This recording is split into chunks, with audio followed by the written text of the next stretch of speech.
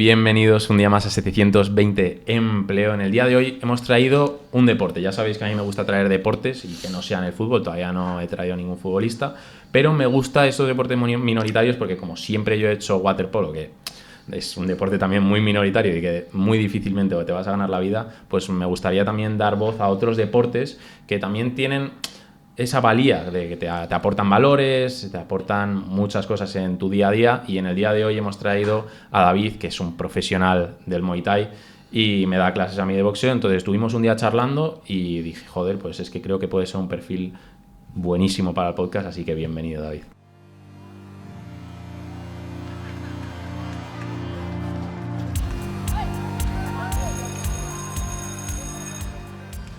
Preséntate un poco para todos aquellos que no te conozcan. Bueno, pues yo soy David y nada, vengo de Coslada. Llevo prácticamente toda la vida, desde que soy jovencito, empecé con unos 19, 20 años en las artes marciales. Empecé, pues antiguamente no, el Muay Thai no estaba muy bien, muy conocido y tal. Empezamos en kickboxing, luego fuimos derivando al K1 y aproximadamente como a los 5 o 6 años de estar practicando empecé con el Muay Thai. Fue la verdad que para mí un descubrimiento, porque me daba un poquito de miedo todo el tema de la rodilla, los codos, y para mí fue el camino salvador con el deporte. ¿Y desde cuándo empezaste a hacer deporte? En las artes marciales, sí, pues aproximadamente con 20 años, o sea, ya han pasado bastante, ha llovido un poco, 15 años aproximadamente, 15, 16 años, y hasta el día de hoy. O sea, ¿y antes de eso habías hecho algún deporte, rollo fútbol o algo así? Sí, empecé desde pequeñito, empecé con el fútbol, típico que desde pequeño que tienes que jugar al fútbol y tal. Y a partir de los 8 o 9 años me empezó a llamar la atención el ciclismo de carretera. Que todo Sí, muy distinto, ¿no? Sí, total. Y desde los 8 a los 9 años más o menos hasta los 18 estuve corriendo en ciclismo de carretera. Además, a partir de los 14 o 15 fue como que pegué un pequeño salto. No me dediqué profesionalmente, pero sí estuve ahí a las puertas un poco del profesionalismo, sobre todo en tema de dedicación, categoría y tal. Y hasta ahí llegamos. O sea que la disciplina ya más o menos la llevabas curtida antes de empezar aquí. La verdad que la disciplina del deporte y eso y la competición, se puede decir que lo llevo en la sangre desde muy pequeño. Y además inculcado desde pequeñito por mi padre, que también era futbolista, y lo he llevado muy a raya. O sea, siempre has sido muy competitivo. Máximo. Máximo. El tema de competición sanamente, pero es para mí una de las cosas primordiales en la vida. Claro, ¿cómo definirías esta competitividad? Porque es verdad que muchas veces a mí me pasa incluso en los videojuegos, que pierdo y me meto un cabreo que te cagas y me dicen, pero si solo es un juego. No es un juego, estoy aquí empleando un tiempo y esa competitividad, mucha gente que no la entiende. No, pero claro, siempre y cuando sea una competitividad sana. Porque hay gente que se enfada y encima pierde los papeles. Pero yo, por ejemplo, esa competitividad la tengo hasta con mi sombra. Me veo la sombra y necesito ganarla. Y sí, me pico, pero sanamente. En plan de, me ha ganado, claro. ¿Qué tengo que hacer para ganarte? Y justo. Te voy a ganar. Joder, esa es una mentalidad increíble, sí. de autosuperación. Máximo, día a día y hasta en el trabajo. Yo muchas veces en el trabajo he sentido esa sensación de decir, quiero llegar a eso y tengo que hacerlo, hasta que no lo consiga no voy a parar. Claro. Hay que saber ganar y hay que saber perder, y una forma de saber ganar es decir, en qué he fallado y en qué voy a mejorar. Sí, total. ¿Y de qué curras? Pues yo ahora mismo también he tocado bastantes palos.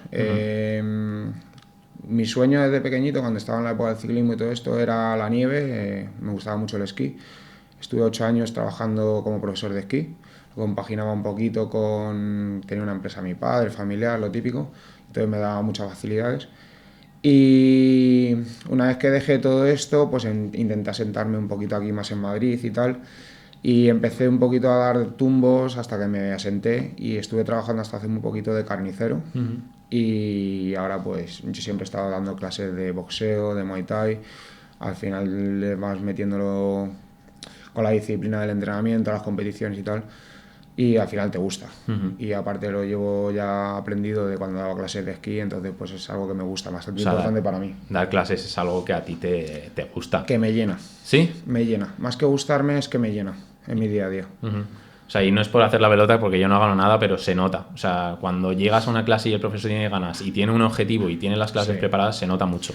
Y yo creo que más que eso es, porque muchas veces vemos los que damos clase y tal, lo vemos como un trabajo sin más, de voy a ganar dinero, voy a ganar unas pelas en algo que me gusta, tal. No, creo que lleva bastante más responsabilidad de lo que nos creemos. De que las personas crezcan, que tengan confianza en sí mismos, que pierdan el estrés, que salgan con una sonrisa de la clase, mil cosas, que se olviden de los problemas con los que han entrado, muchas cosas. Claro, el deporte es un poco esto, ¿no? Es esa forma de intentar liberarnos de nuestro día que puede ser muy agobiante. Podemos tener unos problemas increíbles y con este deporte, o con este y con la mayoría, lo que buscamos es liberar esa carga que llevamos en nuestra espalda. Total, al final estás entrando con, como dices tú, con una mochila en la espalda de tu día a día, de todo el día que has tenido en el trabajo, con compañeros, con familiares, con el vecino que ha bajado en el ascensor y te ha mirado con mala cara, y entras en la clase y sueltas todo ese estrés y sales con una sonrisa. Al final muchas veces es nuestra labor cuando estamos dando esas clases. Es casi como psicólogos, Sí, es otro tipo de total. psicología. Sí, sin tener una carrera universitaria, pero sí, es un poco, al final tienes esa responsabilidad de que vaya, que sude, que se lo pase bien, que aprenda, que coja confianza, que hagan grupo las personas de la clase y hasta mañana, porque te vas como yo quería, sonriendo. Justo, a ver, no siempre hace falta tener una carrera universitaria, yo creo que para poder ayudar o aportar a la gente. O sea, una carrera universitaria al final, pues bueno, es un título que, bueno, pues has estudiado X y sabrás de cosas, pero hay gente que va a clase a eso, a probar, a vomitar y tampoco... Total. Que muchas veces enseña más la vida. Y pues, sí, total. Y luego también la vocación de cada persona, que es muy importante. El quiero enseñar o quiero ayudar a esta persona a que supere sus miedos, lo que sea, lo que necesite. Eso siempre lo intentamos decir en el podcast, y es que muchas veces cuando somos jóvenes aspiramos a salidas, dinero, quiero vivir bien, pero antes que eso yo creo que muchas veces está el estar bien contigo mismo con lo que haces todos los días, que luego vas a estar una vida, si no, amargado. Tendrás dinero, pero serás triste. Yo creo que más que aspiraciones es muchas veces mi experiencia, por eso te digo esto, es el hecho de lo que nos inculcan. Lo que nos inculcan en nuestro día a día, tienes que ser alguien importante, tienes que ganar mucho dinero, tienes que conseguir ciertas cosas, que luego al final no estás pleno. Muchas veces, yo lo he dicho siempre, siendo profesor, tanto de esquí, de cualquier deporte, de karate, de Muay Thai, de boxeo, no te vas a hacer millonario. O sea, nadie. Vas a ser rico, no te vas a hacer millonario. Pero yo salgo de la clase cada día diciendo, es que me voy contento, porque esta persona ha aprendido esto, me ha entrado un chico nuevo o una chica súper tímida y me ha chocado la mano porque la ha visto que se ha sentido cómoda conmigo, un chico que no sabía hacer un cierto gesto y ha salido y le he visto la cara de satisfacción, o un alumno venirme al día siguiente y decirme, ayer estuve trabajando esto en casa. A mí eso digo, madre mía, qué alegría, porque le estoy inculcando esto y encima le estoy metiendo una motivación. Así que es muy importante. Eso mola mucho. O sea, yo creo que todos deberíamos aspirar a eso, a salir de nuestro trabajo y decir, qué buen día he hecho yo. Sobre todo veo que por muchos directivos pues tendrán todo el dinero que tú quieras, pero no les veo con esa micro sonrisa que sales cuando has terminado el día y dices, joder, me voy contento a casa. Exacto, o terminar una clase, un entrenamiento, lo que sea, y dar un abrazo. Dar un abrazo, que te das un abrazo entero de toda la clase, y yo eso no lo he tenido con ningún jefe, básicamente, nunca. Entonces, pues es bastante más importante para mí. Claro. Y bueno, reconduciendo un poco el podcast al tema del Muay Thai, claro, tú empezaste por K1, has dicho, o kickboxing. Empecé en kickboxing, porque yo cuando empecé a hacer, pues lo que te digo, 16 años o por ahí, lo normal, lo típico que había en todos lados era el kickboxing, boxeo, kickboxing, que al final son disciplinas parecidas, pero no son las mismas, son ciertos tipos de reglas muy diferentes, porque te pueden meter más golpes, menos golpes. Y luego con el tiempo empezó a darse un poquito más a conocer el K1, y hace no mucho, relativamente joven, empezó a introducirse el Muay Thai en España. Estaba más o menos conocido, pero era una minoría muy pequeña. Era bastante raro ver una velada, una pelea de Muay Thai, o además se veía raro, se veía raro. Y como cuestión de hace 7, 8 años, empezó a darse a conocer, la gente empezó a cogerle el gusto, empezó a cogerle el rollo.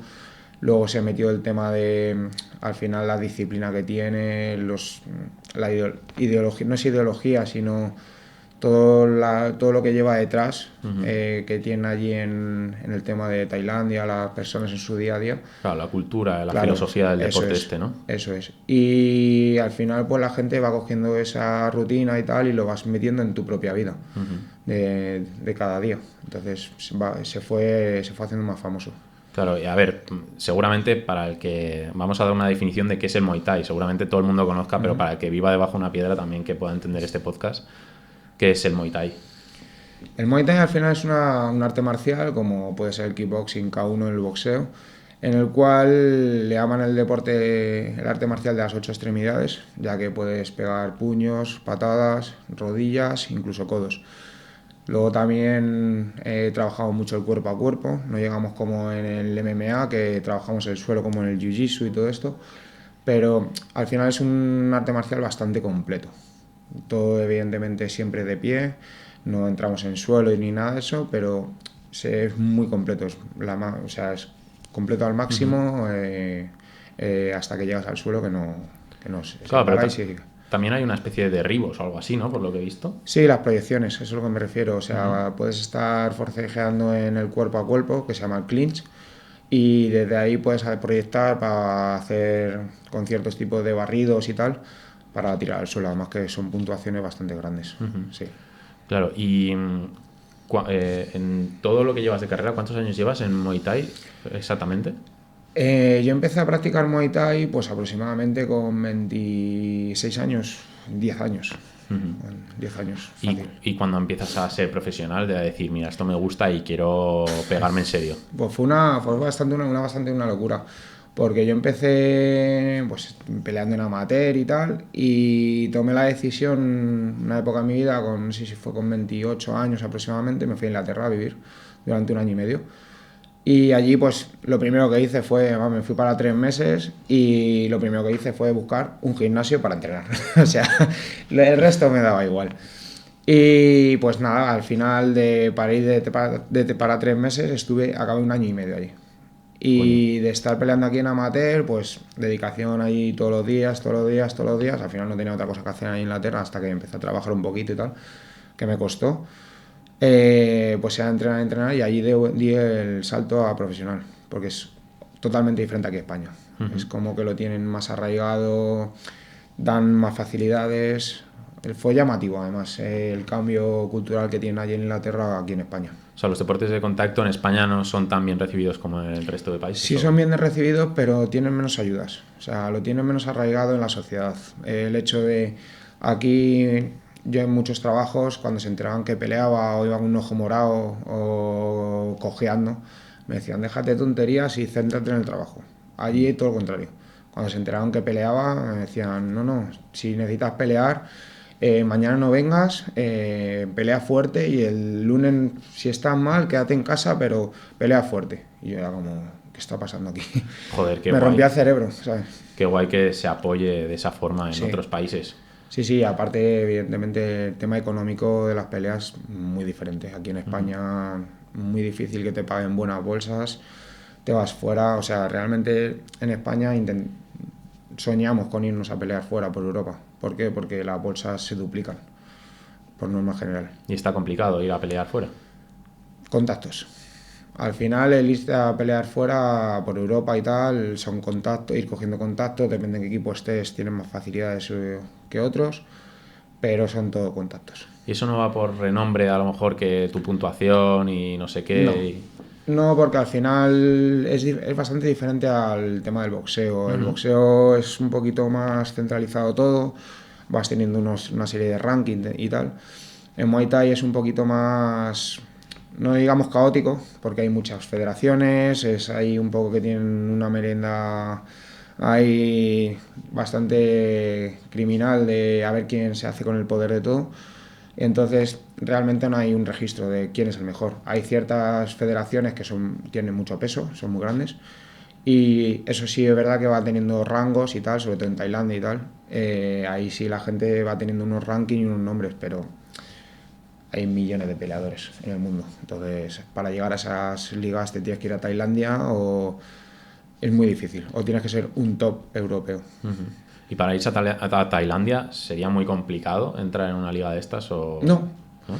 simplemente tan sencillo como irte allá a entrenar, que entrar en un buen gimnasio, entrenar fuerte, que te vean, empezar a rodar y nunca mejor dicho, pegarte con los mejores.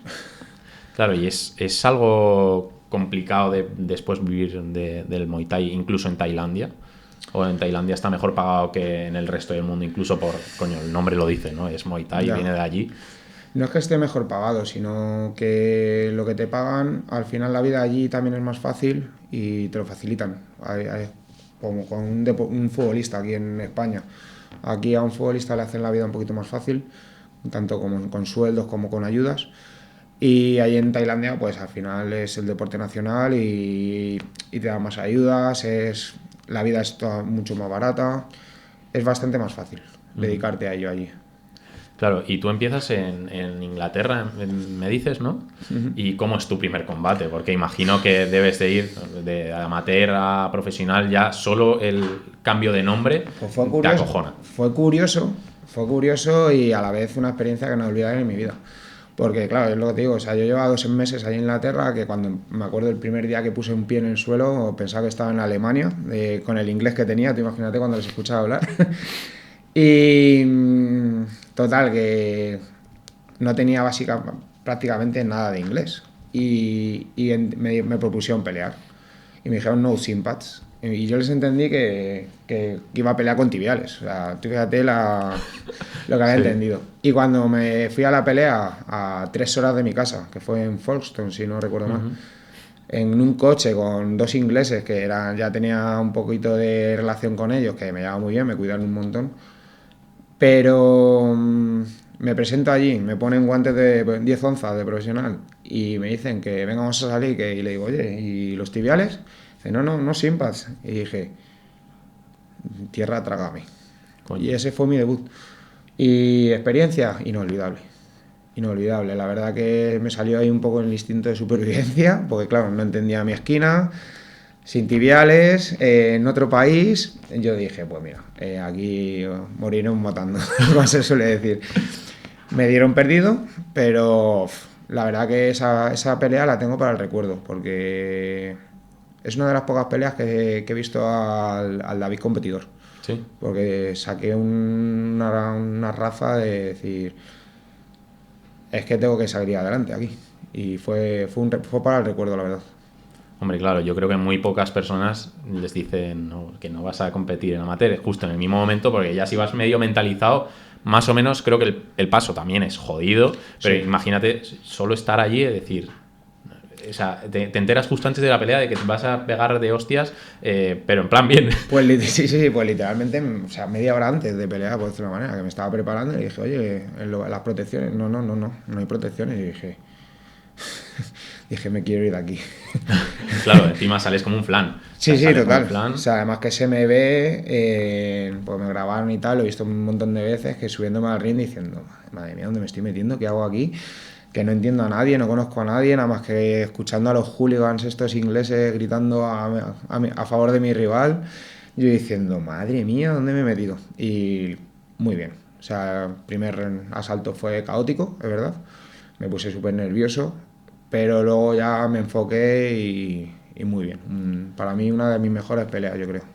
Claro, entiendo que de esta primera pelea te llevas un aprendizaje por como me has dicho que tú eres de eso, que cuando pierdes aprendes. O sea, creo que llevas esta primera pelea te hizo aprender infinito. Eso fue un salto a nivel deportivo para mí porque aparte de que me quite el miedo a nivel de quitarme protecciones y todo esto, el hecho de aprendizaje, de decir, ya sé lo que es esto, ya sé lo que es esto. Luego, de hecho, cuando volví a España, seguí peleando con protecciones, hice 2, 3 peleas máximos con protecciones. y ya era como, vengo de aquí, ya que me he bloqueado tibia con tibia, ya me da igual todo. Claro. Entonces, la verdad que muy bien, muy bien. ¿Y cuánto peleaste? Estuviste un año y medio, has comentado. Estuve un año y medio Y... y allí hice 2 peleas, si no recuerdo mal, porque la verdad que me pilló ahí, bueno, no, miento. Hice 2 peleas ahí en Inglaterra, pero también volé 2 veces a España para pelear aquí en Metropolitano, que en los eventos de MTR, que fue la cuna de aquí en Madrid y en España casi del Muay Thai, de las veladas, y volé 2 o 3 veces para pelear, básicamente. Pues me dieron oportunidades, además con chavales bastante buenos que estaban subiendo para arriba, y hice pues en un año y medio 4 peleas, creo, si no recuerdo mal. Y eso son buenos números, porque yo del Muay Thai no conozco mucho. ¿Qué números llevas y qué es lo normal? Pues, ¿qué es lo normal? Te van a meter trampas de todo tipo, pero ¿qué es lo normal? Al final no puedes medirlo, porque hay muchas personas que luego te hacen una carrera, que son números totalmente trampeados, de que te van poniendo peleadores a dedo, para que les ganes, tengas buenas carreras. Y luego hay gente como me tocó a mí, que te tocaba pegarte con lo que te iba apareciendo. Ya tuviese 27.000 peleas de experiencia más que tú, o fuese un chaval más nuevo. ¿Y cuál es tu ranking ahora mismo? O sea, no sé cómo se mide eso realmente. Realmente es que nosotros no tenemos ranking. ¿No? Yo ahora mismo a día de hoy tengo, si no recuerdo mal, ya son 36 peleas las que sumo, y no tengo un buen palmarés, la verdad. Ya te digo, porque ha sido todo un poco, ya te digo, pegándome siempre con los que había por encima. Sí, que no había una estrategia de decir, me pego con este que sé que le voy a Iba ganar. creciendo, además como tuve una época que estaba en otro gimnasio, en RH, con Dani Castor, ahí en Coslada, de donde vengo yo, y su pensamiento era, tienes que seguir para arriba. No quiero que seas alguien cómodo y que vayas ganando a gente fácil. Y me iba poniendo, hablando mal y en confianza, el cabrón, me iba poniendo a lo que iba teniendo por encima, a los más potentes, más fuertes. Y pues al final, de esta forma, es verdad que coge muchísima experiencia, muchísima categoría, dureza, tal, pero claro, tiene muchas pérdidas, muchas peleas perdidas. Claro, y que de estas entiendo que ha habido tantas veces que te han reventado la cara que dices que ya no tengo miedo a que me venga el siguiente. Claro, ya llega un momento que al final ya coges una rutina y como digo, yo lo he hecho muchas. Esta frase me hacía mucha gracia porque la he hecho muchas veces. Vives en una constante lesión física, tanto de dolores de cabeza como piernas, como costillas, brazos. O sea, te acostumbras a vivir en una lesión diaria. Joder. Y es bastante intenso, sí. Pero claro, el dolor, lo he pensado antes, ¿el dolor es momentáneo o el dolor viene después? Lo hay de todo. No te hablo del dolor en la pelea. Hay golpes que te duelen. En el momento que dices, me acaba de reventar.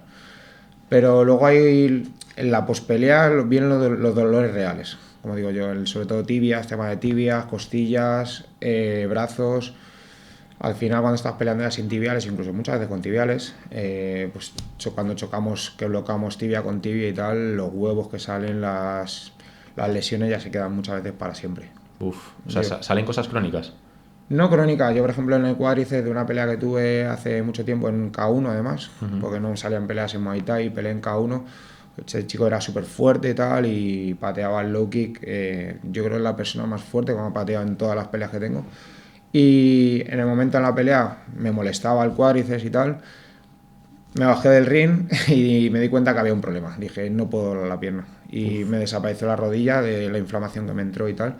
Y cuando esa inflamación desapareció, es que me había roto el cuádriceps por un tramo, entonces tengo un agujero.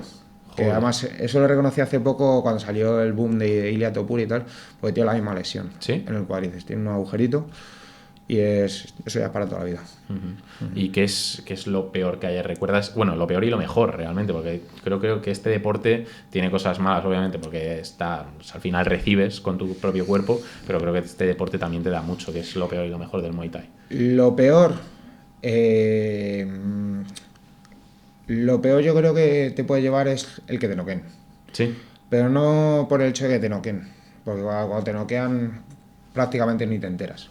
Notas un golpe y cuando vuelves a abrir los ojos ya ves al árbitro que va por 4 por 5, o directamente ves a tu entrenador cogiéndote la cabeza y diciendo, tranquilo, estás bien y ya está. O sea, tú realmente ahí no sientes ningún dolor. Pero lo que peor llevas ahí a lo mejor quizás es pues ver a tu pareja como con esa cara de preocupación, ver a tus amigos, si han ido tus familiares, a tu madre, mirándote cómo estás tirando en el suelo. Al final sacas un poco ahí de garra y estoy bien, pero por dentro estás pues eso, noqueado. Eso quizás sea lo peor y de esa parte. Y luego las bajadas de peso. Las bajadas de peso, ahora me toca a mí además la semana criminal, como digo yo. Yo he llorado hasta el punto de decir no puedo más, o sea, no puedo más con mi vida, o sea, me voy a morir, porque no llego al peso y metí una sauna, con un traje sauna y sin sudar. O sea, hasta tal punto de llevar 2 días sin comer, sin beber agua, criminal. La verdad que criminal. ¿Y eso cómo lo llevas mentalmente? Porque debe ser jodidísimo, ¿no? Pues nosotros tenemos ayuda psicológica a nivel deportivo y tal. Y la verdad que analizándolo todo esto con el tiempo y tal, he llegado al punto de que me han reconocido que esos son traumas. Son traumas que tenemos para toda la vida. Ya. De hecho, yo entro en una sauna ahora, o sea, en cualquier momento, aunque sea a nivel recreativo, y el olor que me produce, el olor a madera, seco, húmedo, ese olor a mí ya me pone en tensión, porque lo asocio a ese sufrimiento, a estado de voy a pelear, y eso es un pequeño trauma, que a la vez gusta, pero lo pasas mal. Es igual que con el olor al traje de sauna, que son lonas, es un olor muy peculiar, y yo cuando lo huelo es como me viene sufrimiento. Recuerdos de Vietnam, total. Sí, total. Entonces, eso es lo malo esas cosas son lo malo que puedo recordar. Lo bueno, todo.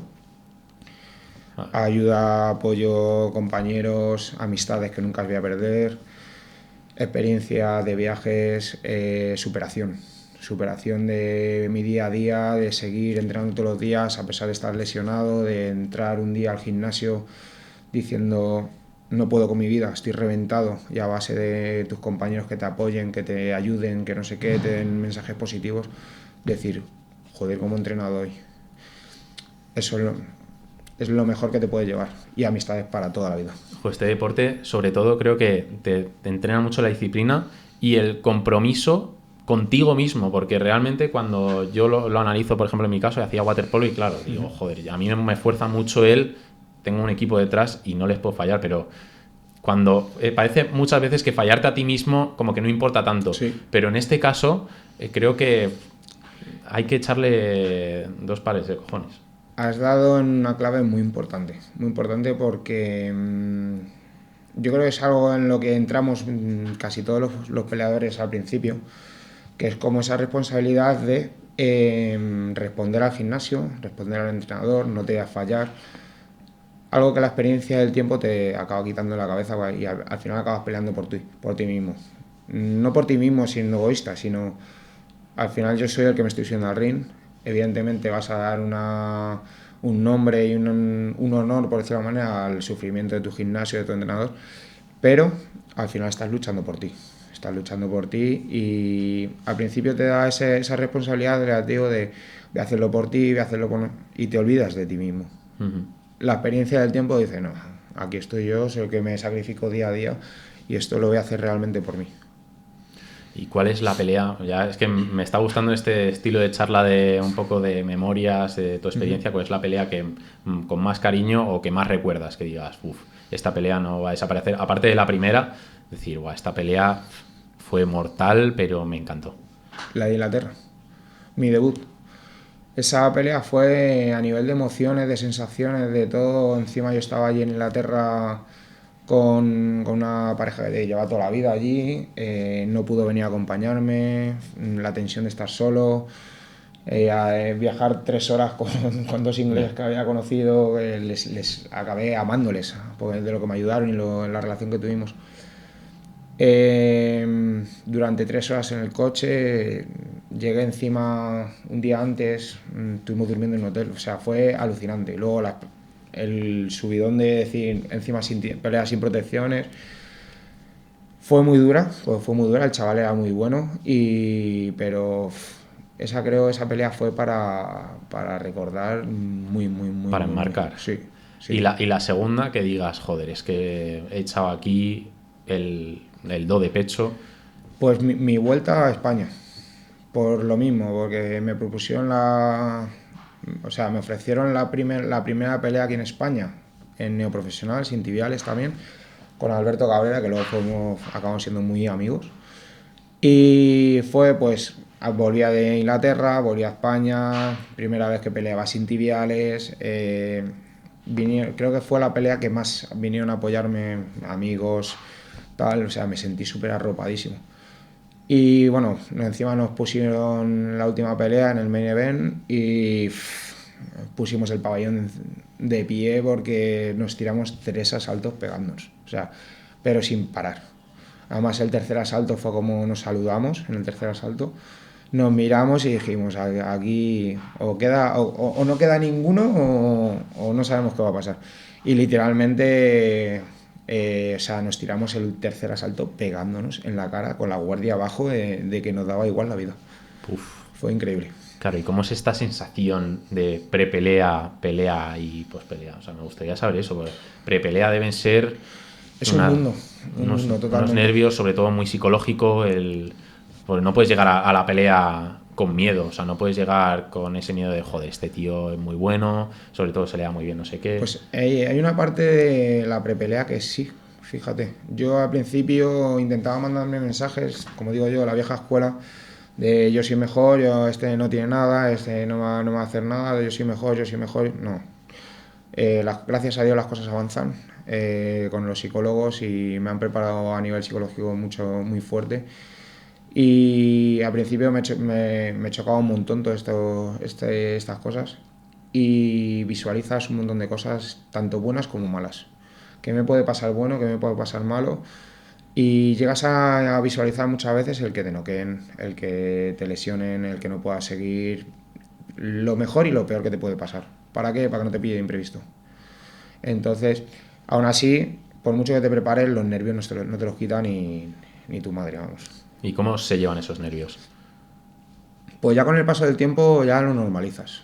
Al final ha habido veces que he subido a pelear y decir, es que parece que me estoy yendo a tomar una Coca-Cola con mis amigos. Estar en el ring calentando y te estás preparando, te están echando vaselina o el alimento, que luego es otro que también que le dices, guerra. y estás como si estás haciendo risa, estás contando un chiste, te estás riendo con un compañero, sin más. Claro, y para esto te ayuda a tener una especie de ritual, porque muchas veces en el deporte tendemos a ser supersticiosos y decir, joder, si no hago esto, no sé qué. Total. O sea, todo el mundo tiene como su pequeño ritual. Total. Hay personas que necesitan son muy metódicas, hay otras que son bastante... No quiero decir la palabra esquizofrénica, pero casi lo rozan. Sí.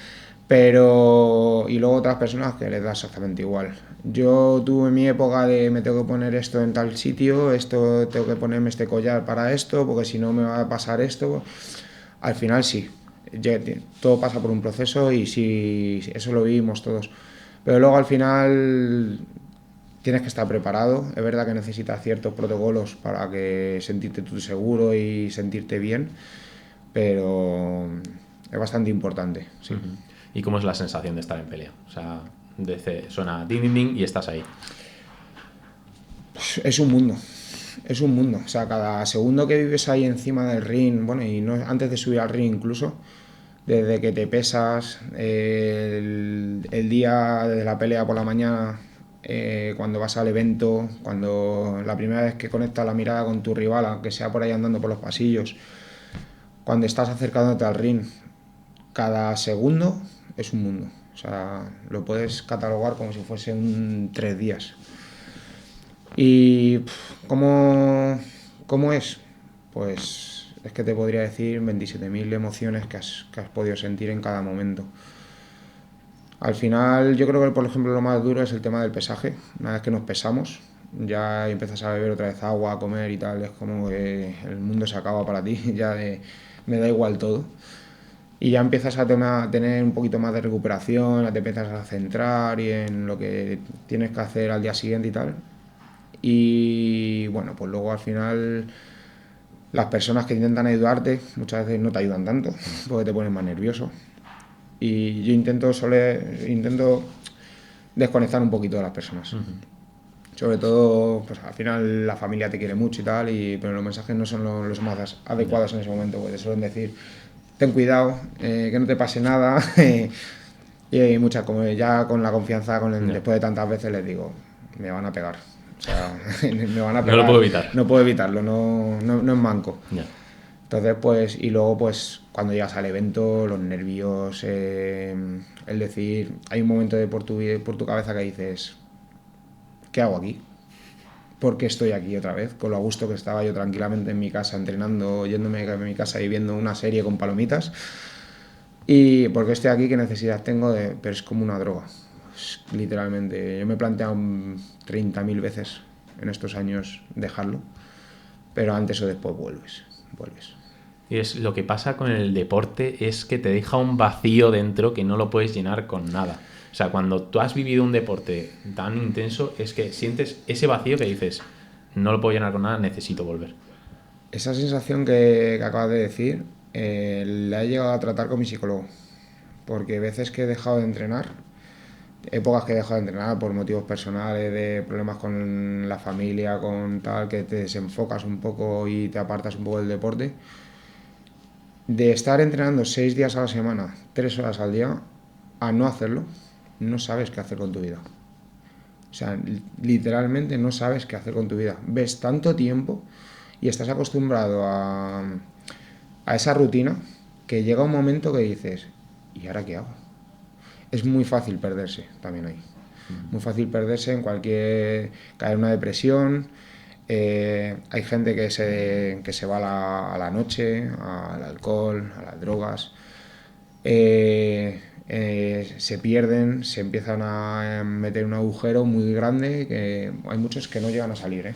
Joder, es verdad que estás dando en un punto y es que muchas veces en el deporte se ven estos casos de deportistas de élite que acaban, pues eso, metidos en mundos muy oscuros.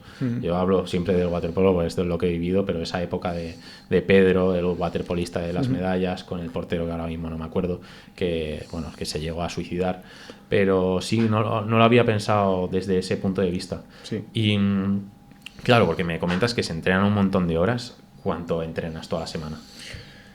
Pues yo ahora mismo es verdad que es la época en la que más fuerte estoy entrenando, más tiempo le estoy dedicando y aproximadamente puedo entrenar por las mañanas alrededor de entre 2 y 3 horas, entre que hago la clase, me hago unos extras y tal. Y luego por la tarde le dedico al tema de las pesas y tal, fácil otra hora, hora y media. O sea, puedes calcular que puedes estar entrenando en torno a las 3 horas al día. No como antiguamente, que era como un pollo sin cabeza, todo muy metódico y avalado por gente que sabe hacerlo. Pero sí, le puedo dedicar 3 horas mínimo al día, durante 6 días a la semana. Joder, 6 días a la semana. Sí. O sea, eso es no descansar y es por eso que dices que te deja un hueco que no puedes, que no sabes, ya tienes tiempo de sobra. Exacto. Por mucho que veas serie, pues a lo mejor las primeras semanas estás bien, pero a la segunda dices, otra Claro. vez. Y al final es un hueco que gusta. Es un hueco, porque muchas veces te lo podría comparar con como si dejas de trabajar. Si dejas de trabajar vas a ser feliz. La inmensa mayoría de las personas, porque al final casi nadie trabaja en algo que realmente le llena o que va diciendo, joder, es que quiero ir a trabajar porque soy feliz. No, es que yo voy a entrenar porque me gusta la sensación, tengo un entorno que me gusta, que me hace crecer y eso de repente lo dejes y dices, ¿y qué hago con mi vida? ¿Y cómo coges esa satisfacción después del entreno? Porque esa satisfacción, poco se habla de decir, estoy destrozado, quiero dormir, pero te sientes pleno contigo mismo y con lo que has estado haciendo. Bueno, a nivel profesional, a lo mejor hago un apunte y es que yo, por ejemplo, en waterpolo no he sido profesional nunca, pero me lo tomaba muy en serio. Y sí que es verdad que muchas veces puede incluso frustrar el deporte. Es decir, no sé por qué no estoy marcando gol, no sé qué coño me pasa, estoy desapuntando ya, no sé qué me pasa. O sea, eso Sí. también pasa en el Muay Thai. Sí. Eh, Puedes pasar por muchos procesos. Desde yo, por ejemplo, tuve una época cuando empecé a pelear en amateur, que no sé por qué me pasaba, no sé si es porque no entrenaba bien o realmente me fallaba un poco la cabeza, me desfondaban las peleas. El primer asalto lo hacía muy bien, segundo ya me desconectaba un poquito y el tercero siempre acababa desfondado. Al final en una competición de artes marciales, como te desfondes, tu compañero rival lo va a detectar y va a aprovechar el momento. Entonces lo pasas mal. Y no ves que eso lo puedas mejorar. Entonces, pues es complicado afrontarlo de toda esa serie de adversidades, por decirlo de una manera. Y justo lo que me estás hablando de esto y lo que quería tratar es que muchas veces la gente ve el deporte este de contacto, se dan de hostias y ya está, pero no.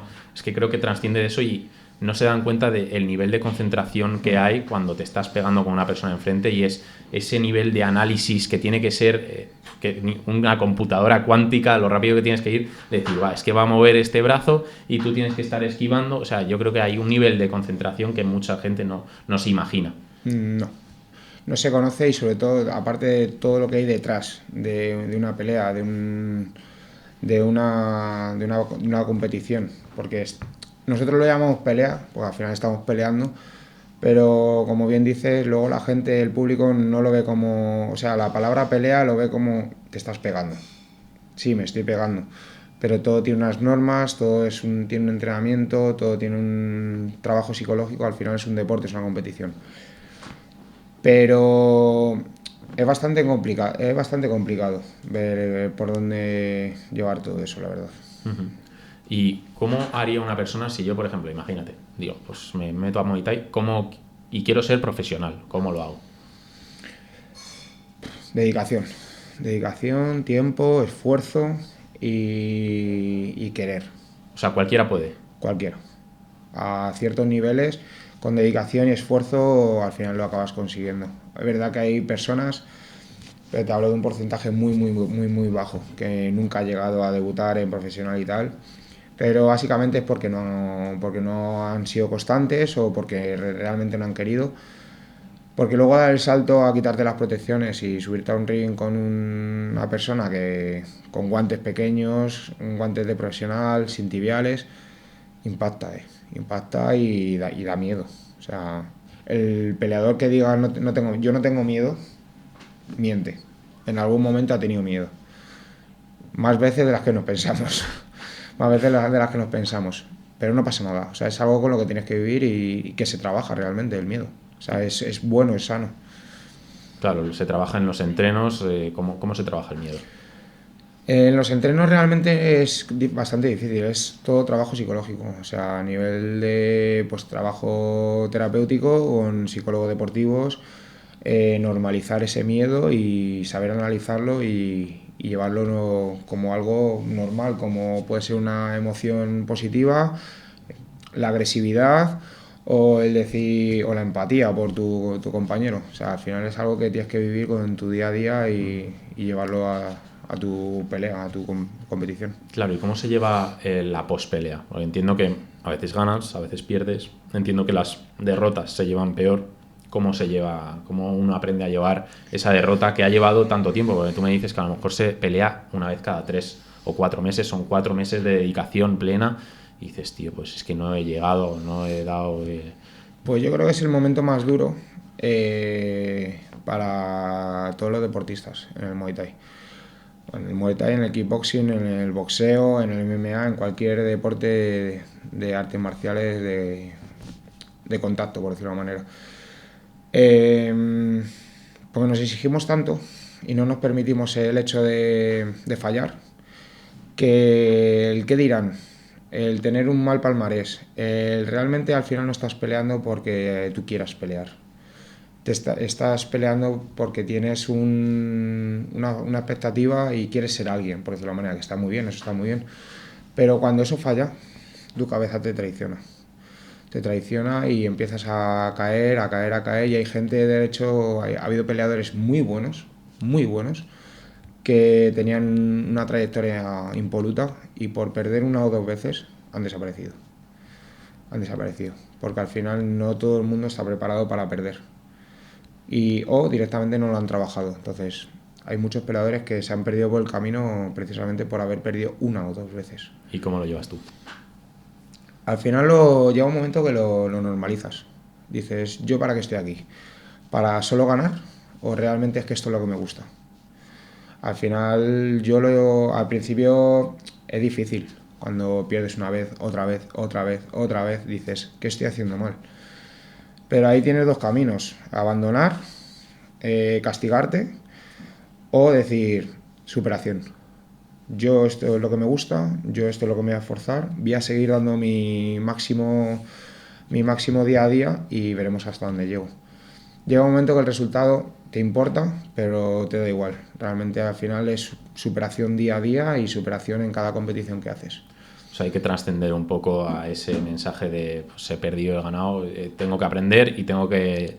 La línea está para arriba, no hay que abandonar. Claro, pues muchas veces al final no hacemos un pensamiento objetivo en el aspecto de puedes perder porque en un momento dado te han conectado una mano medio segundo antes que tú la has metido y te ha cazado la mano, te ha hecho una cuenta o te ha noqueado y ya está.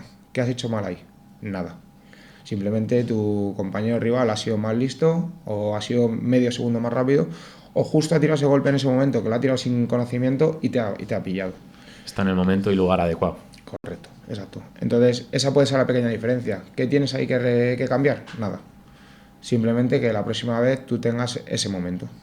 Porque no quiero decir suerte, porque al final la suerte es un poco relativa en este aspecto. Al final es tema de preparación y estar en el momento. Echarle la culpa a la suerte es la opción fácil. Sí, sí. Luego es muy importante ese aspecto porque entras en lo que hablamos antes del tema de los rituales, los protocolos. Claro, me ha pasado esto porque no hice esto. Al final estás buscando excusas. Al final estás buscando excusas. Y una pregunta que te quería hacer, y es que últimamente pues estamos viendo más que los deportes de contacto se están haciendo más populares. No sé, se ve un poco con lo de la velada, por ejemplo, de Ibai, o por ejemplo lo que hace Jordi Wild con la Dogfight, que hace cosas de MMA, lucha incluso con cosas de medievales. Y había algo más que no me acuerdo, pero se está notando en el mundo, porque noto que mucha más gente ahora hace boxeo. Ilia Topuria, por ejemplo, era la otra cosa que iba a decir. ¿Se está notando mucho esta ola? Sí y no. Sí y no, porque es que es bastante complicado este tema que estás hablando, porque esto nos ha pasado toda la vida que hemos peleado, a todas las personas que hemos peleado. Una entrada, ahora son un poquito más caras y tal, pero yo cuando empecé a pelear realmente una entrada para ir a venir a vernos valía 15 euros. Y te las veías y te las deseabas para que viniesen 10 personas, incluido familia. O sea, de las 10 personas, 8 era mi madre, mi tía, mi padre, mi abuela, y mi vecino no, porque en ese momento no me pillaba. Pero te quiero decir, los amigos, te voy a ver la próxima vez tal cual. Es que en el momento dado no tengo dinero. Lo respeto, lo entiendo, pero muchas veces ese pequeño apoyo a lo mejor es muy, muy importante para nosotros y es poco dinero. Lo que te quiero decir con esto es, luego llega una persona de estas, Jordi Wild, Ibai, cualquier cosa de estas, y te pone una velada simplemente porque está el tema de los youtubers, gente famosa y tal, y te cobran 100 euros por una entrada y la gente va. ¿Nos están ayudando? Sí, pero realmente es un arma de doble filo. Porque al final las peleas que se han visto en esos eventos realmente son peleas amateur que no valen realmente bajo mi punto de vista, no valen esos precios de que la gente está pagando. ¿Nos están ayudando? Sí, evidentemente se lo están haciendo más popular, más tal, pero es un arma de doble filo porque realmente no es real. Porque al final el que sigue peleando en boxeo profesional sigue viéndoselas y deseándoselas para vender entradas. El que pelea en Muay Thai, el K1, exactamente lo mismo. Claro, bueno, al final de estos, por ejemplo, claro, yo estuve el año pasado y el Virus, este es el último, el único que a lo mejor la pelea dices, bueno, esa es ya sin casco y ya mola más verlo. Pero sí, esa labor de visibilización, pues a lo mejor se estaba notando en que hay más gente que va a clases y cosas de estas. Pero yo entiendo lo que tú dices y es que es verdad que si estás 4 meses para preparar una pelea, si necesitas que tu amigo venga, pues entiendo que ese tipo de cosas, decir, no tengo dinero justo, tengo algo, tío, déjate de mierdas. Esto al final totalmente es libre, nadie tiene la obligación de ir a ver a nadie ni nada de eso, o sea, porque sea mi amigo no tiene la obligación de venir a verme. Pero es verdad que es lo que te comento, o sea, es que me ha pasado muchas veces, es que no tengo dinero, tío, no tienes 15 o 20 euros, ¿vale? Pero hablando mal en confianza, para esta noche salir, esta noche tienes el dinero que quieres del mundo, y luego cuando salen estas veladas populares, porque van famosos, porque es lo que se mueve realmente por las redes sociales, hay gente que se va a un Bernabéu y te paga 100 euros por ver a Bustamante, a Virus peleando en una pelea realmente amateur. Yeah. Pero bueno, es respetable. Cada uno al final tiene los objetivos o lo que quiere ver, lo que le gusta y ya está.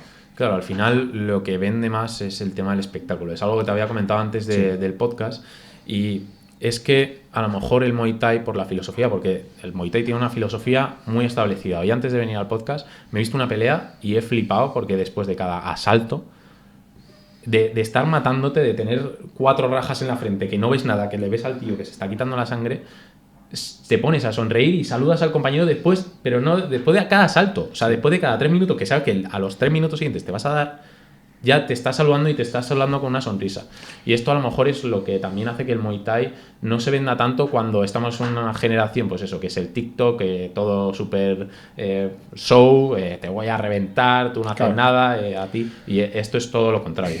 Al final en el Muay Thai tienes una disciplina, tienes un respeto en tu día a día. O sea, le das las gracias siempre a tu compañero, a tu entrenador, día a día. Es un deporte, tiene su tradición. ¿Qué pasa? Esa falta de respeto siempre hay alguno que en las competiciones se sale del tiesto, como se suele decir, pero tiene recorrido corto, es verdad. Entonces, ¿qué pasa? Pues al final tiene un público muy seleccionado, de que realmente quiere ver ese deporte y no tiene tanto espectáculo, es verdad. Gracias a Dios ha cambiado el perfil de espectador. Yo cuando empecé, me acuerdo el comentario de mi madre de yo no quiero ir a ver eso porque escuchaba los comentarios de mátalo, arráncale la cabeza, reviéntale. Eso gracias a Dios ya no se escucha. Y entonces, ¿qué pasa? Pues ya se ven realmente aficionados al Muay Thai. Realmente la gente que va a la velada, aparte de familiares y tal, ya hay gente que va a ver veladas de Muay Thai. O de K1 o de boxeo, pero no se ve ese perfil de personas. Entonces, ¿qué pasa? Eso no tiene tanto público. No tiene tanto público. Claro, ¿y qué valores inculca el Muay Thai? Sobre todo el hecho del respeto, el sacrificio, la disciplina, el tener la empatía con los compañeros, el ser un equipo realmente. Parece un deporte muy individual, pero al final tiene muchísimo detrás. O sea, yo no me podría preparar ninguna pelea si no tengo a un compañero que me pone los paus, si no tengo un compañero que me ayuda en el clinch, si no tengo un compañero que estamos haciendo un sparring y me ayuda, a pesar de que nos estemos pegando. Pero que me ayuda, me enseñe. Parece que siempre estoy con el mismo tema, pero con las bajadas de peso. Yo mi última bajada de peso, si no hubiese sido por mis compañeros, bueno, he tenido varias, pero si no hubiese sido por mis compañeros no habría podido ni pelear. Joder. Realmente, porque me pegué una estrujada muy, muy grande en Bélgica y estuve muchas horas metido en la sauna, sin comer, sin beber agua para llegar al peso. Y mis compañeros que fueron asistiendo a ayudar a masajes, esquina y tal, estaban metidos conmigo, y incluso mi entrenador, metidos en la sauna conmigo, hablando allí conmigo, distrayéndome. Y no te estoy hablando de 10 minutos, te estoy hablando a lo mejor de 2, 3, 4 horas. Y estuvieron allí metidos conmigo. O sea, hasta ese nivel de unión tenemos. Y claro, para cuando estuvimos hablando una vez en el gimnasio me comentaste que este deporte te ha reconducido la vida. No sé si podrías decirnos un poco en qué aspectos crees que este deporte puede a una persona, pues eso, cambiarla totalmente de rumbo. Pues en muchos aspectos. La verdad que en muchísimos aspectos, cada uno tiene sus historias, como se suele decir, En mi caso personal, como digo, siempre digo que vengo un poco de la vieja escuela, que ahora se habla mucho del bullying y tal. Cuando yo iba al instituto y al colegio, eso era el pan nuestro de cada día. O sea, los repetidores te pegaban porque querían, te quitaban el bocata porque querían, y era algo normal. O sea, incluso los profesores no te decían nada, pues era como algo normalizado. Y te lo tenías que comer. Exacto. Entonces, ¿qué pasa? Que pues al final eso te van creando traumas, te van haciendo cosas y te van afectando en tu futuro y tal. En algún momento tú, de ser pequeño y que te pase todo eso, te haces mayor y todo eso te va afectando y tal. Y Como has vivido, que te lo han hecho a ti, luego es como que te pasan el turno. yo no cogí el relevo, nunca, o sea, yo nunca he sido de ese tipo. Ajá. Pero sí es verdad que al final coges unas actitudes que son totalmente negativas y no son normales. Y si encima luego pues le añades que puedas tener problemas en casa, puedas tener con tu familia, con tus amigos, con tus hermanos, con tu novia, que tengas a lo mejor relaciones un poquito turbias por el motivo que sea, porque al final nunca nadie nos enseña cómo gestionar muchísimas emociones, un montón de cosas. Todos esos temas te puede llevar a pagarlo muchas veces en la calle. Depende de qué entorno tengas, te puede llevar pues, a salir a pegarte en la calle, a estar en entornos bastante preocupantes. Y el Muay Thai y el deporte, a mí, por ejemplo, me ayudó mucho al hecho de canalizar todas estas emociones. Eh, Fui un poquito gamberro de pequeño, pues en el aspecto de pues eso, estaba en un entorno que era a ver quién era el más... El más gallo del corral. Claro, el más gallo del corral y el más cabeza loca del barrio. Y a ver quién se pegaba más, por decirlo de alguna manera, en la calle. Salía muchas veces con 14, 15, 20 años, bueno, 20 años no, pero 18 sí. Salías a la calle a pegarte, sin ningún motivo, sin ningún sentido. Y en el momento que yo es verdad que empecé a entrenar y tal, dije, ¿por qué hago esto? Empiezas a encontrar un caminito así muy difuso a la vez que vas soltando en tu día a día durante toda la semana esa ira que tienes por el motivo que sea, y todo eso te va encaminando poquito a poco. Aparte tú ya te controlas a ti mismo porque sabes qué haces y qué puedes hacer, tienes ese respeto que poco a poco, no sé por qué, se te va creando en la cabeza, ese respeto de es que no quiero pegar a la gente, simplemente estoy entrenando y ¿con qué sentido?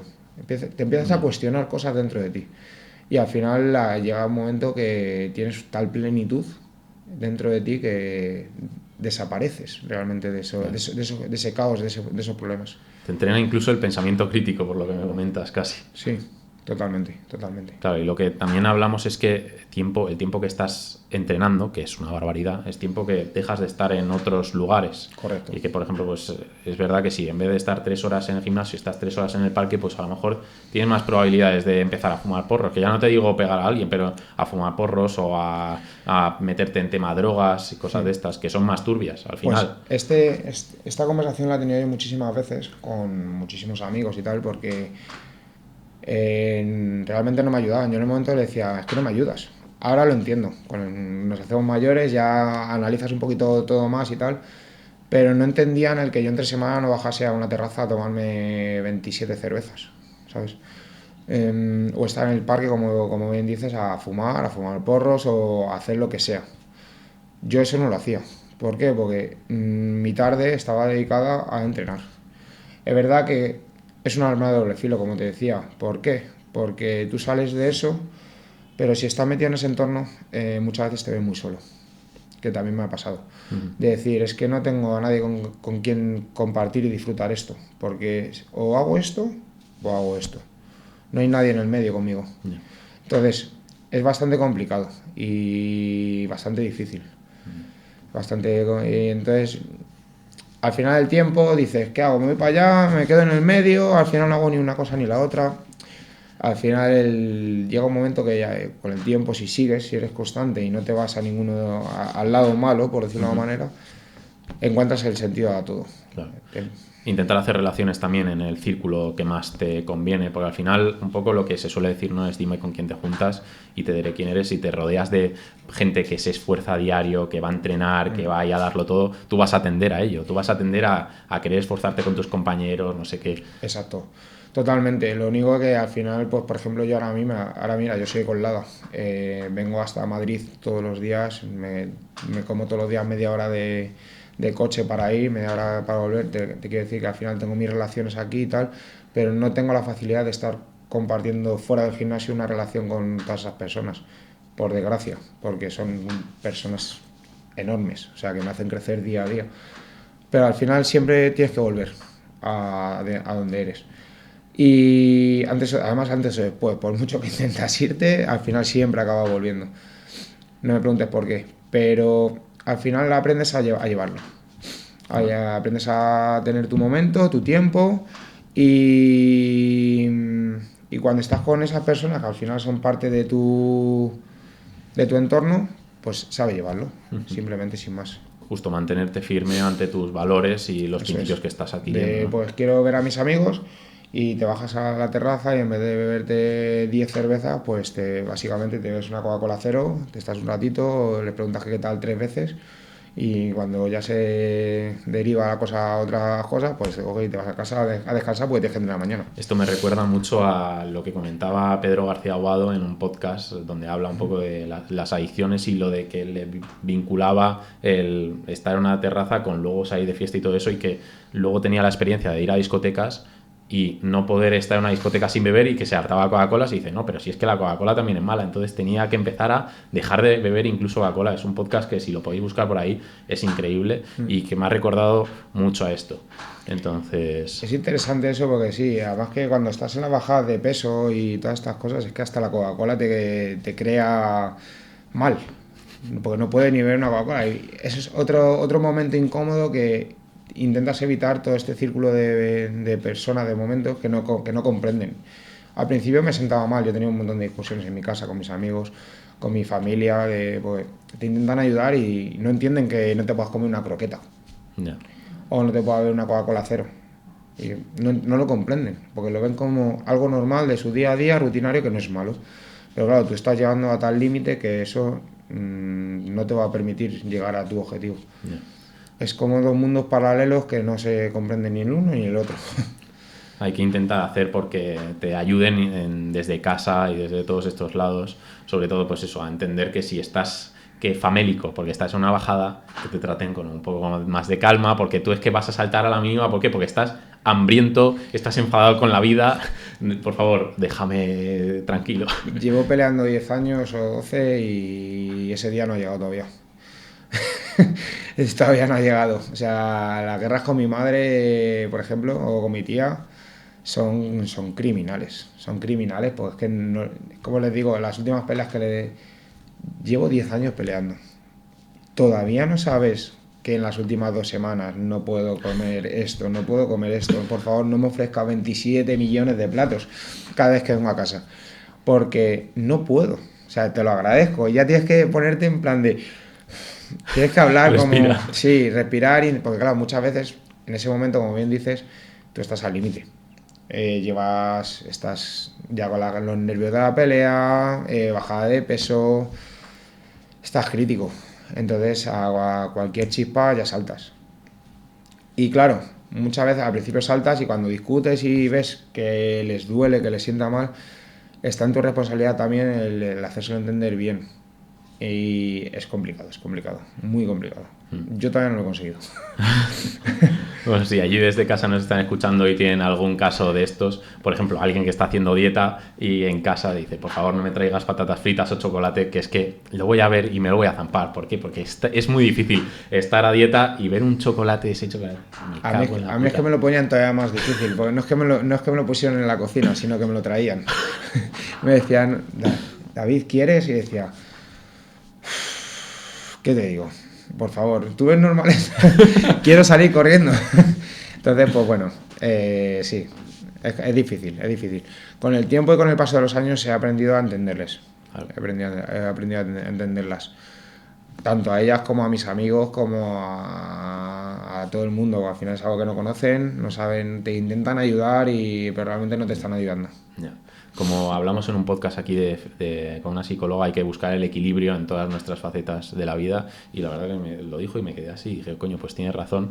Y lo que te quería comentar es un poco de Me has comentado que para ganarte la vida del Muay Thai es muy complicado y seguramente haya que compaginarlo con otras facetas. Entonces, ¿me podrías explicar un poco eso? Porque imagino que hay muchos chavalines a lo mejor que están escuchando esto diciendo, yo quiero ser profesional de Muay Thai. Cuando tienes 12 años piensas que puedes ser Cristiano Ronaldo de cualquier cosa. Yo con waterpolo pensaba, "Buah, es que voy a vivir no sé qué", y eso es una visión muy ciega porque la vida es así, no vende a lo mejor el Muay Thai, no es el fútbol y tienes que hacerte una idea. Entonces, ¿cómo es vivir, intentar vivir del Muay Thai? Por desgracia, aquí en España es imposible. O sea, es imposible. Las personas que más pueden cobrar por una pelea, tal, que hay 15 en España, 15 contados, y posiblemente me sobren 8, no pueden vivir solo de las peleas, porque al final vivir de las peleas implica que tienes lesiones, que estás muchas veces tiempo parado, que no te salgan peleas, tu vida, que puedas pelear, que quieras pelear. Tienes tantos factores en contra tuya que es imposible. ¿Por qué? Porque volvemos un poco al tema de antes de las entradas. No hay dinero. No hay dinero y solo hay problemas. Por desgracia. Entonces, al final dicen, hay muchos peleadores aquí en España que, muchos no, poquitos, pero hay algunos que a lo mejor por una pelea te pueden cobrar 2.000 euros, 3.000 en algún caso muy, muy raro. Pero si te hago un desglose, realmente no vives de ello, porque esa persona que se hace a lo mejor 2 peleas al año, que estás cobrando 6.000 euros, si quieres te hago el desglose de lo que lleva una preparación para una pelea. Entonces al final esos 6.000 euros, por decirlo de una manera, al año, no, te está hablando de casos muy puntuales. No vives de ello. Claro, pues el desglose es alimentación, suplementación. Alimentación, suplementación, psicólogo, bajadas de peso, materiales, tal. Porque gracias a Dios muchas veces hay patrocinadores y tal que te dan materiales y te ayudan un poquito, pero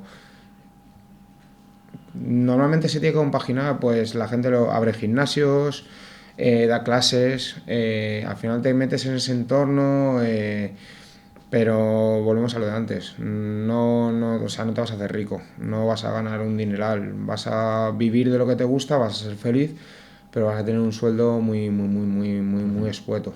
Y claro, y hasta cierto punto, porque va a llegar un punto que al final la máquina va a dejar de funcionar como debería. Eso es relativo, porque yo lo he escuchado ya muchas veces. ¿Sí? De hecho, hace poco tuve una conversación de estas con un compañero, que de aquí le mando un beso muy grande a Javi, con sus 22 añitos, que no, fue esta conversación que me decía, joder, es que ya con 22 años, es que no sé qué, tal. Dice, es que ya me tengo que plantear si me merece la pena. Le dije, Javi, ¿tú sabes cuántos años tengo yo? Y al final se nota, la edad se nota. Y cada vez te cuesta más recuperarte las lesiones, la bajada de peso, el esfuerzo, tal, pero al final es un número. Es que no te puede... Claro, no pero te- tú te ves peleando con 60 años. No, hombre, Claro, eso no, o sea, pero te quiero decir, antiguamente me acuerdo que con 30 años ya te decían que ya estabas mayor. Yo voy por 36 y todavía sigo haciendo lo que puedo. Hay gente que tiene más años, con 40 siguen peleando. Evidentemente te pone un chaval de 20 años delante y te va a sacar los ojos, porque viene con un hambre increíble.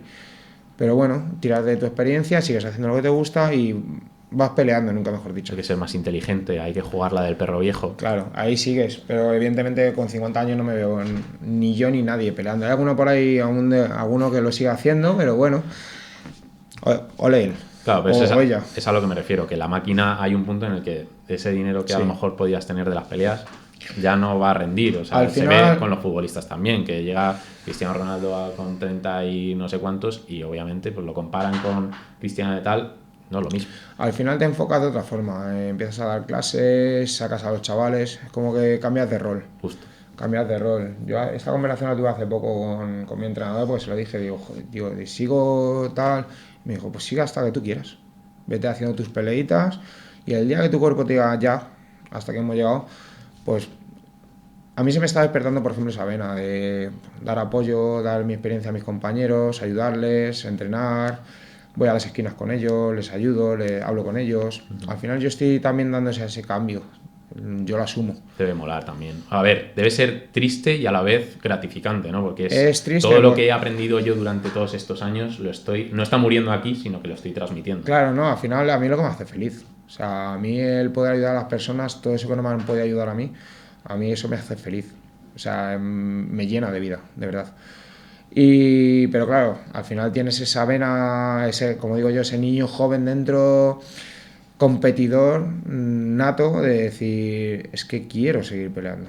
O sea, es que voy a una velada y se me ponen los pelos de gallina, la piel de gallina y quiero subir y quiero pelear y encima estás entrenado y quiero seguir. Pero tienes que domarlo y saber estar también ahí, pues cambiar de saber asumir Cambiar de las sí. etapas de la vida. Y claro, me hablabas que en España es imposible. ¿Hay algún lugar que digas, bueno, sí, de verdad 100% quieres vivir de esto, de pelear? O sea, solo hay X países, ¿o cuáles serían? En respecto al Muay Thai, en Tailandia, evidentemente.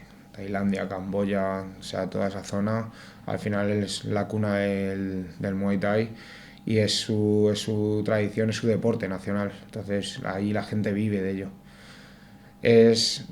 No ganan grandes bolsas, grandes dineros, pero al final la vida también es mucho más económica, mucho más fácil en ese aspecto y vives, sin más. Tienes más oportunidades, allí puedes pelear si quieres una vez a la semana o dos. Coño. Lo que tú aguantes, lo que tu cuerpo aguante.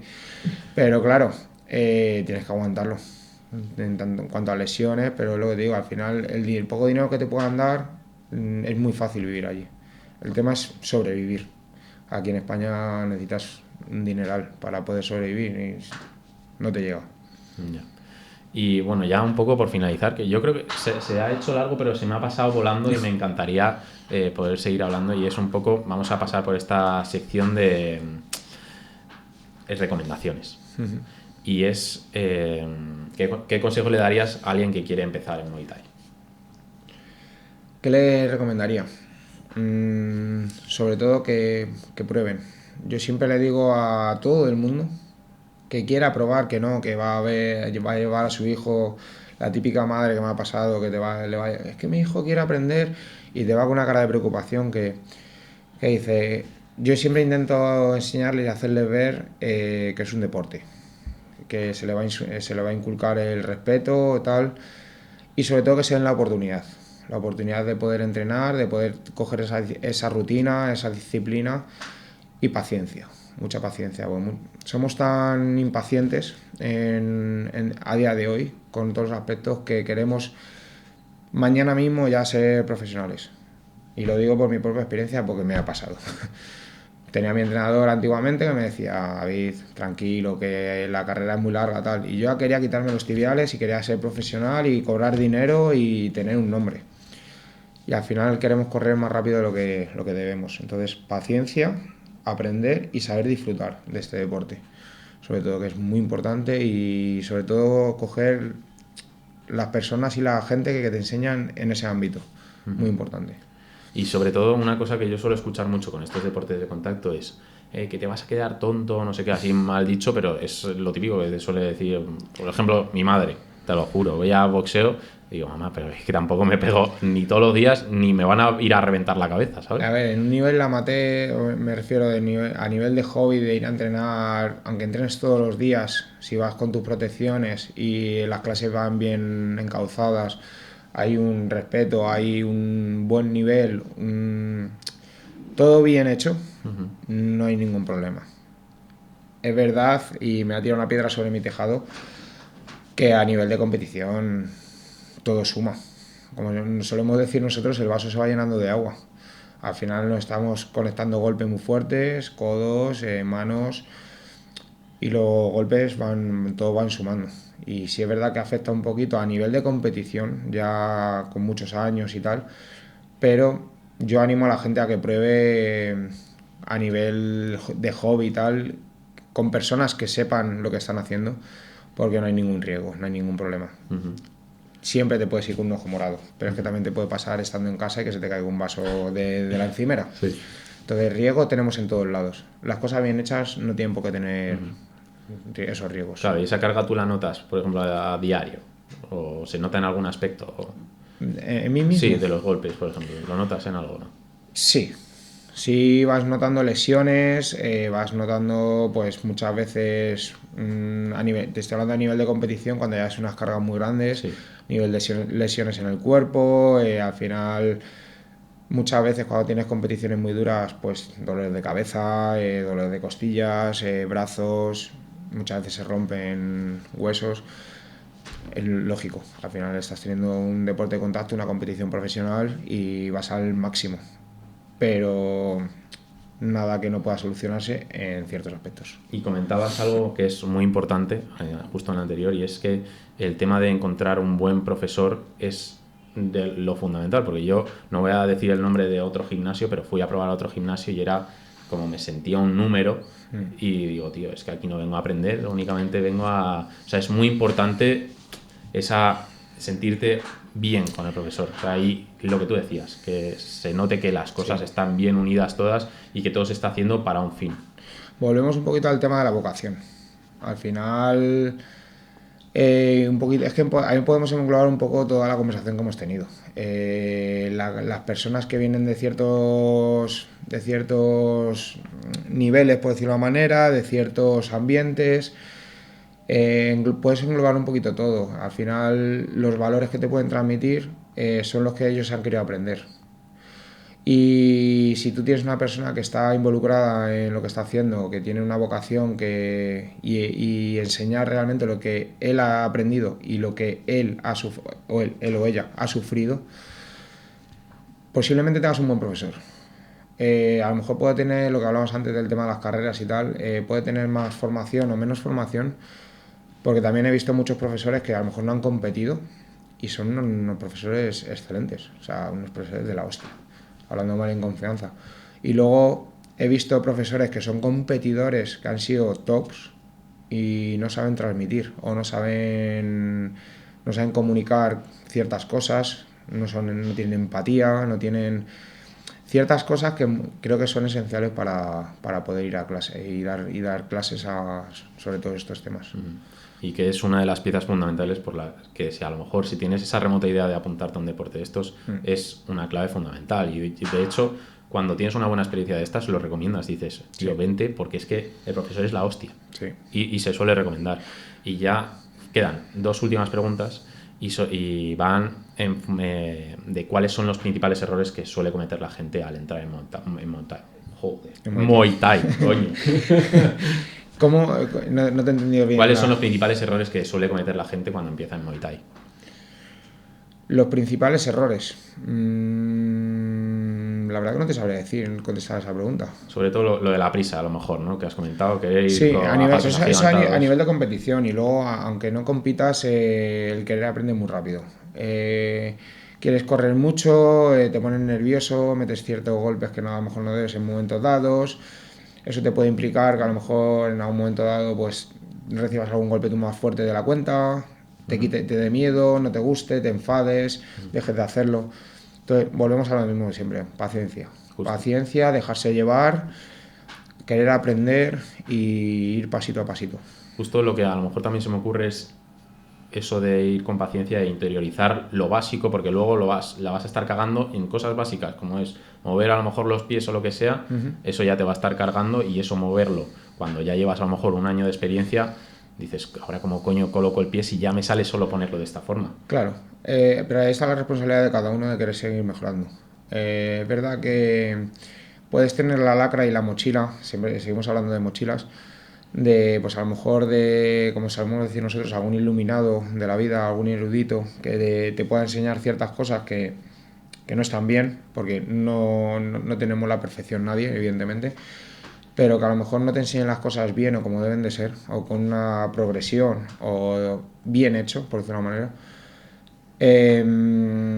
Y eso lo puedes achacar al resto de tus años practicando este deporte, porque al final si no te enseñan una buena base, vas a tener problemas para siempre, porque vas a tener todo lo que tienes aprendido, vas a tener que volver a resetearte y volver a aprenderlo encima con esos vicios, por decirlo de una manera. Y esto es el menor de los problemas, que a lo mejor incluso te puede formar lesiones de haber tenido una mala técnica. Sí. Y ya lo último es, ¿qué es lo más gratificante de este deporte?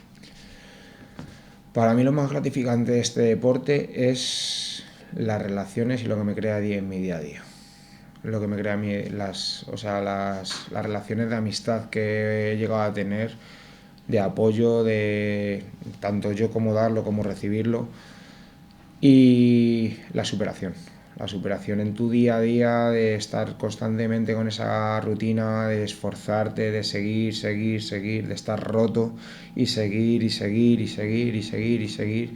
Y luego, lo que te digo, tener gente a tu lado, detrás, que te sigue empujando, te sigue apoyando, que te escribe un día, ¿qué tal estás? ¿Cómo estás? Eso es lo que mejor me llevo. Y muy buenas relaciones. Pues muchísimas gracias, David, por venir. La verdad que me ha encantado este podcast. Y nada, me gustaría poner también en la descripción alguna pelea tuya, si me puedes pasar algún link de YouTube para ponerlo. Y nada, chicos, muchas gracias si habéis llegado hasta aquí. Sobre todo, compartirlo con aquellos amigos que queréis. Oye, quiero empezar un deporte de contacto o a competir en un deporte de contacto, pues escuchar este podcast. Sobre todo, compartirlo con esa gente que creéis que este podcast le puede ayudar. Y nada, muchísimas gracias y un saludo. Chao, chao.